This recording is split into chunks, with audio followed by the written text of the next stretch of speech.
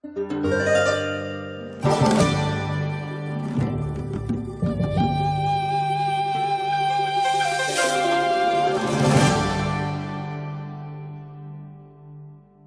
الله الرحمن الرحيم الحمد لله رب العالمين والصلاة والسلام على سيدنا ونبينا أب-al-Qassem al-Mustafa محمد.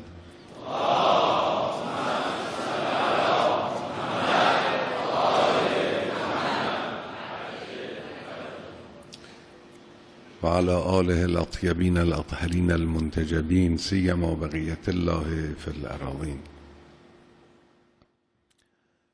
I would like to welcome the honorable participants and the dear brothers and sisters, the brothers and sisters from Ahlul Bayt World Assembly, the brothers and sisters from the Islamic Radio and Television Union, and the honorable families of martyrs who are present in the meeting. I ask Allah the Exalted to bestow His blessings on all of you. I would like to raise a few points about the Ahlul Bayt World Assembly and the Islamic Radio and Television Union. As for the Ahlul Bayt World Assembly, its significance originates from the Holy Prophet's household. Allah the Exalted says something in a very explicit manner about the Holy Prophet's household in the Holy Quran. إنما يريد الله ليذهب عنكم الرجس أهل البيت ويطهركم تطهيرا.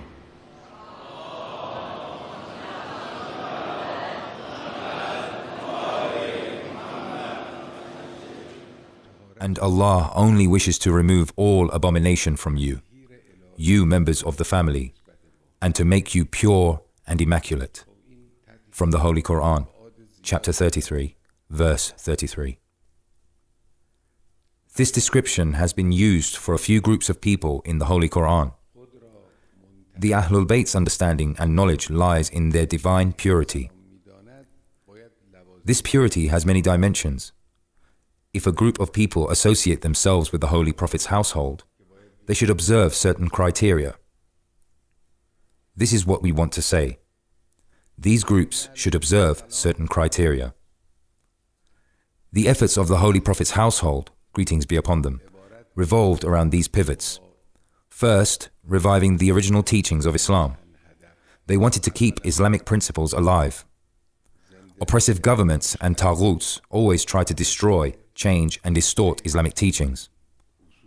One of the most important moves of the Holy Prophet's household was to resist this attempt. They wanted to preserve and revive Islamic teachings. This was one of their tasks. Another task that the Holy Prophet's household, greeting be upon him, did was to implement divine laws. They did so whether during the time when they ruled or during the time when they were removed from the government. Their efforts were focused on implementing divine laws in society. This was another task. Another task that they carried out was to engage in jihad in the way of God. You read in the ziyarat of the Imams, I testify that you strove in the way of God. Such a striving is due to Him. This means that they did not show any negligence in fighting in the way of God. They engaged in jihad in the way of God with all their power and capability. This was another task. An important part of this jihad, which is a separate chapter in itself, was fighting against oppression and oppressors. The lives of the Holy Prophet's household were imbued with fighting against oppression and oppressors. The reason behind all these pressures and poisoning attempts and all that martyrdom was because they fought against oppression and oppressors. This is the life of the Holy Prophet's household. Now, we want to be their followers, but therefore, we should observe these things. These things should be observed. We should promote Islamic teachings. We should consider implementing divine laws as one of our goals. We should engage in jihad in the way of God with all of our power. We should fight against oppressors. And we should fight against and confront oppressors. This is our responsibility. Now, jihad is not just confined to a military war. Jihad includes all kinds of fighting, ranging from cultural to political and economical fighting. All these kinds of fighting are included in jihad. Our minds should not only switch on to a military war. Sometimes it is possible that a military war breaks out, but jihad is not only this. In our opinion today, the manifestation of jihad for us Muslims and the followers of the Holy Prophet's household is fighting against the plots of arrogance in the Islamic region. Today, this is the greatest form of jihad. We should fight against the plots of arrogance. First, we should identify these plots and study the enemy's thoughts so that we know what he's going to do. After that, we should plan on how we want to fight against his goals. And this is not confined just to defense.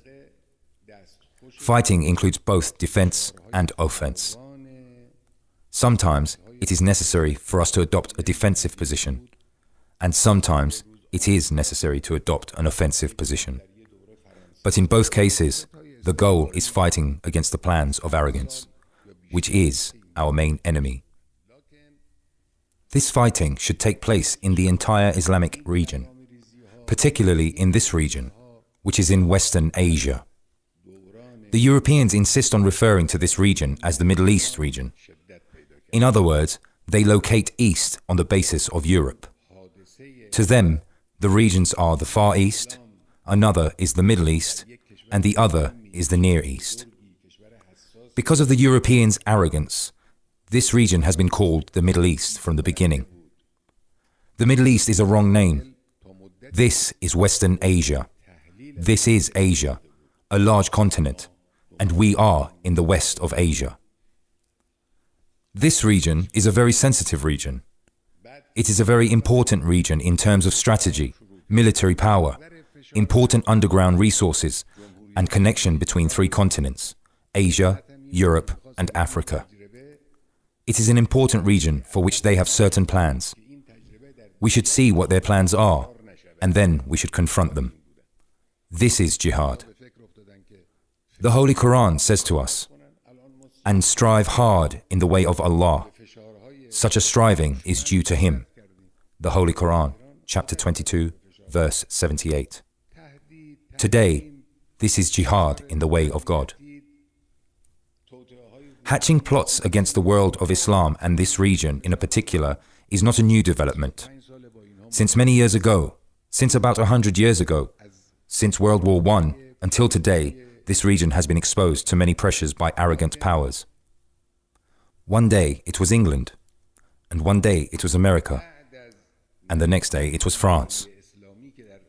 It is 100 years or more now that the arrogant powers have been pursuing their goals here. However, these pressures, plans, and plots have been reinforced since the victory of the Islamic Revolution in Iran. This is because the victory of Islam in such an important, great and sensitive country like Iran was confusing for the arrogance. In the beginning, they lost the power to analyze events.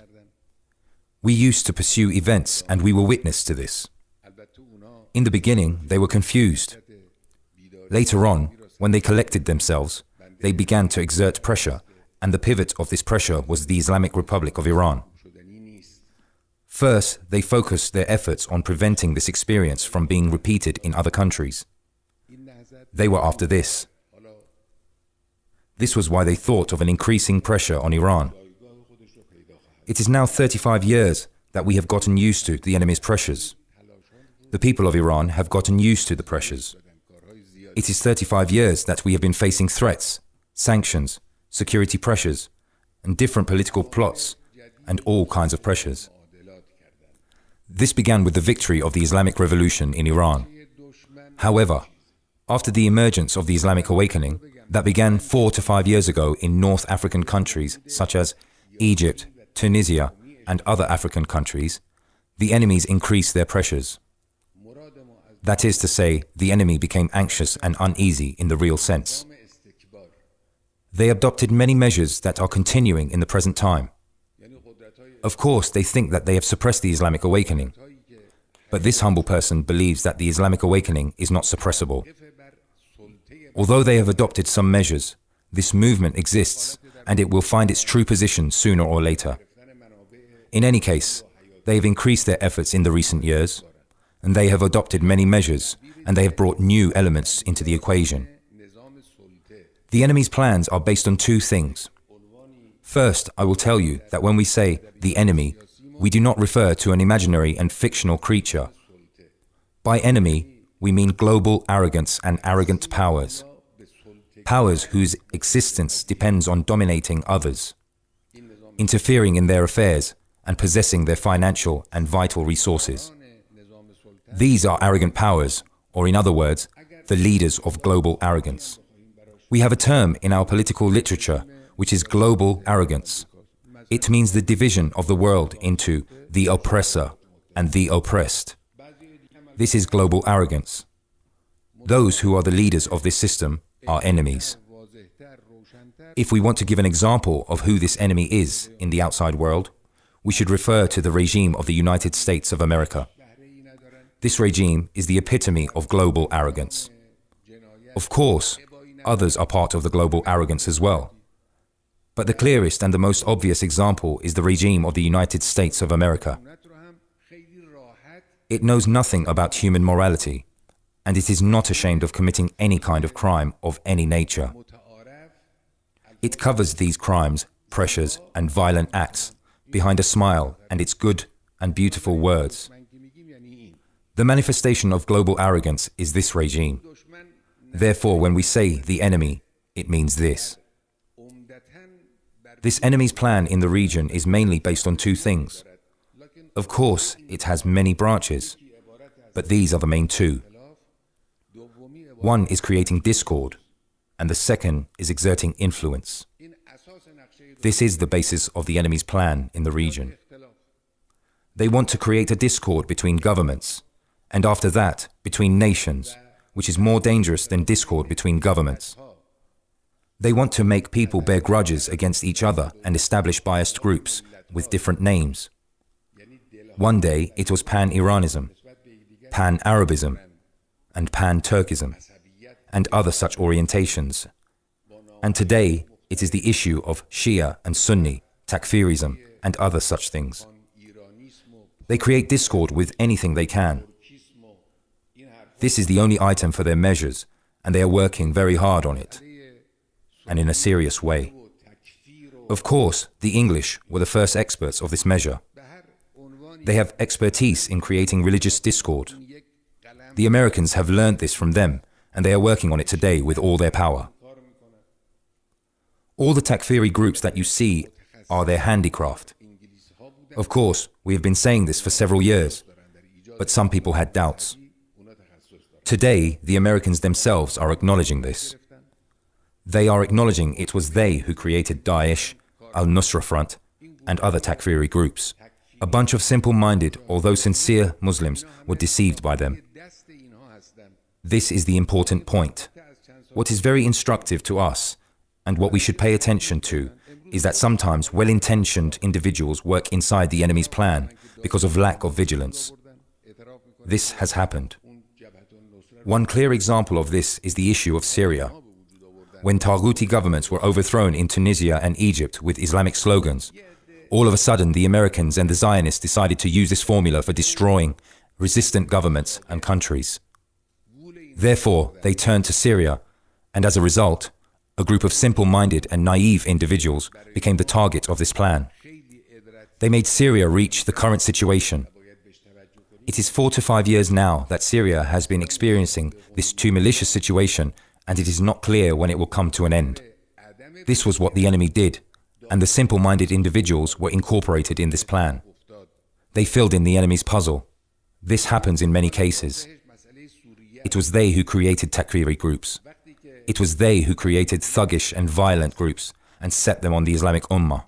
They pretend that this is a denominational war.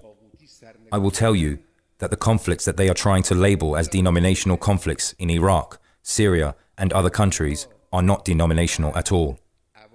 They are of a political nature. The war in Yemen is a political war, not a religious one. They falsely claim that the issue is about Shia and Sunni. Well, this is not the case.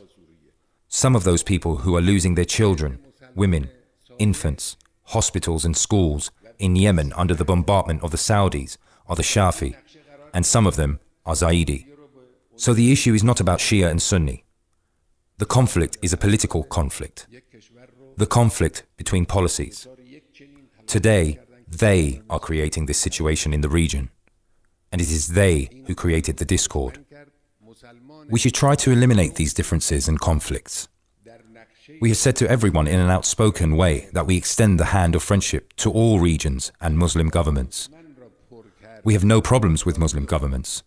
Of course, in the present time, our relations with many of our neighbors are already friendly and brotherly. The countries to the north, south, east and west of the Islamic Republic of Iran have good relations with us. Of course, some countries near and far away have certain differences with us. They behave in an obstinate way and show malevolence. This exists as well, but our principle is based on establishing good relations with neighboring countries, governments, and particularly peoples. Our country has very good relations with peoples.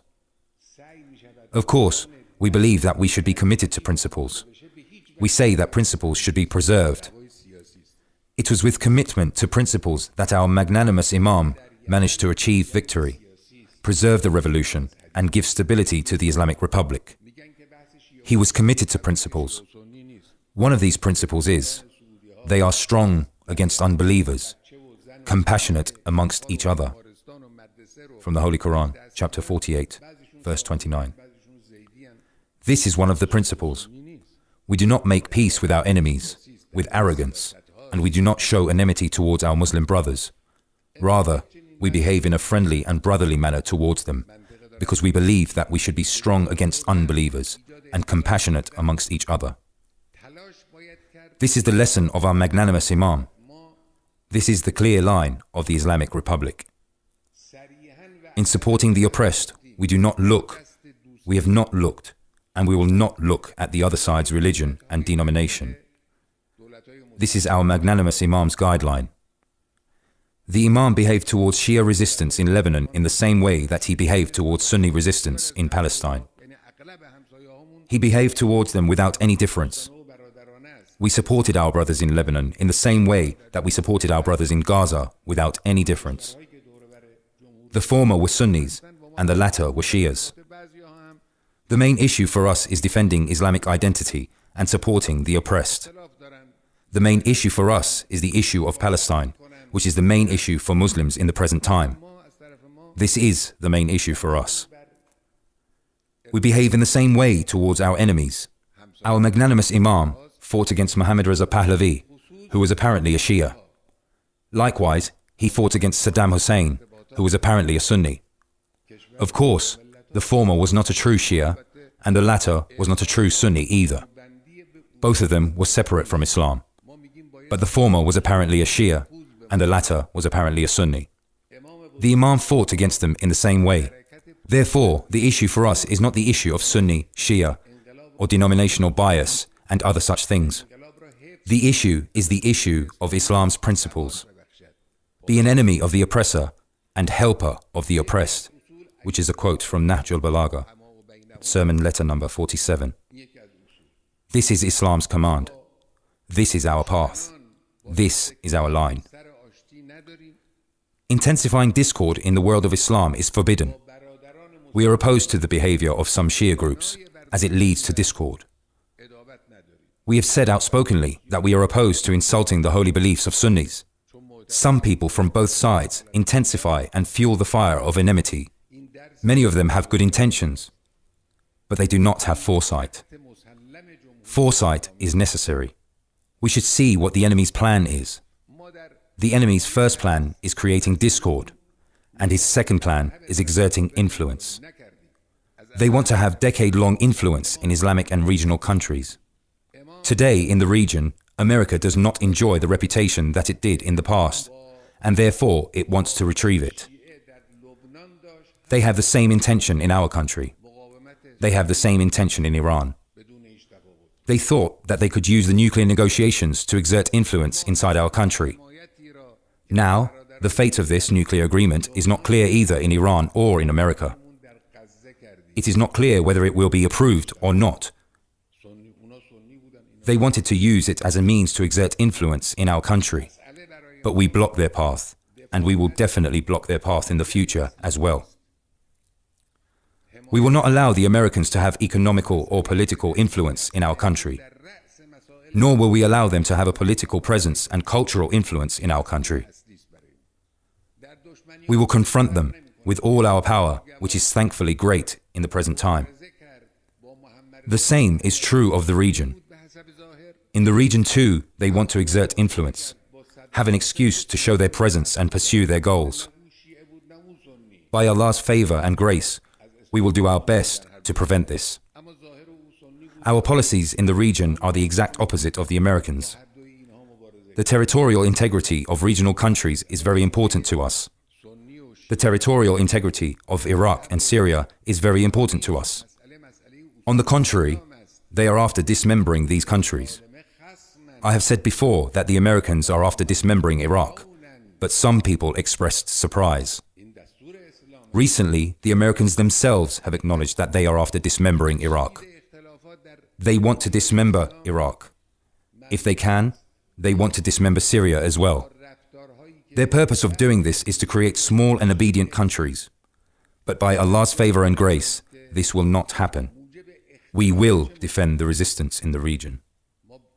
And we will defend the Palestinian resistance, which is one of the most prominent chapters in the history of the Islamic Ummah throughout these years. We will defend this group. We will also support anyone who fights against Israel, who condemns the Zionist regime, and who approves of the Palestinian resistance. We will offer all kinds of support within the scope of our capabilities to such people. We will offer all kinds of possible support to anyone who confronts the Zionist regime. And we will support the resistance. And we will support all those individuals who resist the divisive policies of America.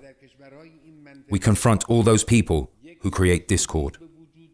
We do not approve of the kind of Shia whose headquarters are in London, because it is not the kind of Shia that the Holy Prophet's household promoted. The kind of Shia that is based on creating discord and on clearing the road for the presence of the enemies of Islam is not real Shia. Rather, it is deviation. Shia is the epitome of the original Islam and the Holy Quran. We will support all those people who help unity, and we will oppose all those who act against unity. We will support all the oppressed. We will not leave the arena just because they say that we have interfered in the affairs of Bahrain and other countries. We did not interfere at all, but we will support them.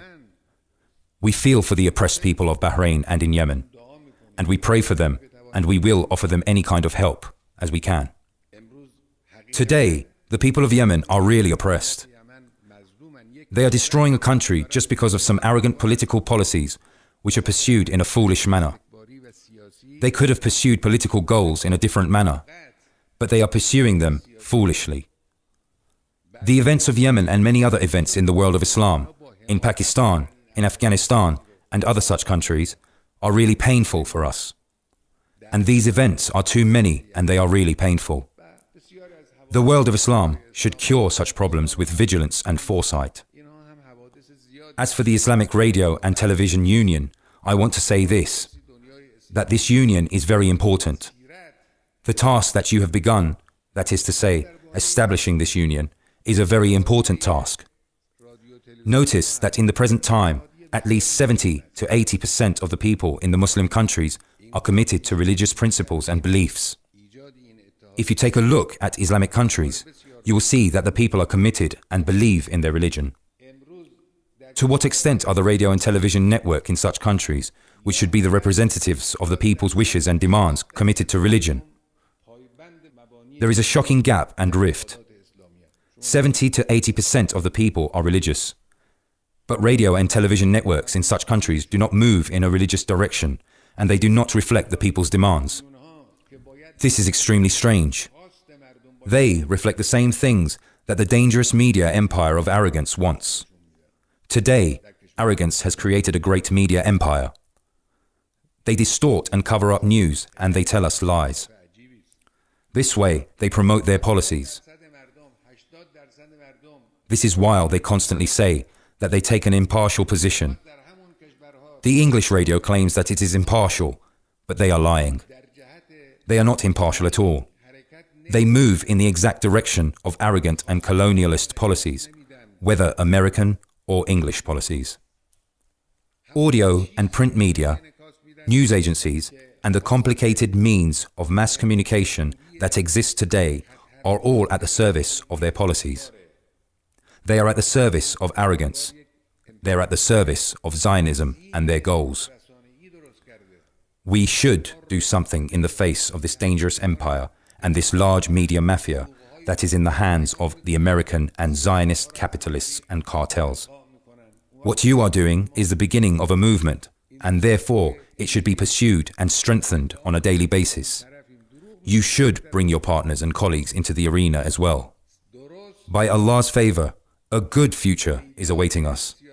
I will tell you that despite the boastful behavior of arrogance and the great effort that arrogance and its allies and followers are carrying out in financial, military, political, and security areas, the future belongs to Islam in the region and in the entire world of Islam. By Allah's favor, Islam's dignity and power will increase on a daily basis. Of course, it is necessary to show diligence. Thankfully, there are many mujahid men, women, and youth in the entire world of Islam. Therefore, we should appreciate their value, and we should use our slogans, our moves, our words, and our activities in this direction. If we do so, Allah the Exalted will definitely help. If you help the cause of Allah, He will help you and make firm your feet. Wassalamu alaikum wa rahmatullahi wa barakatuh.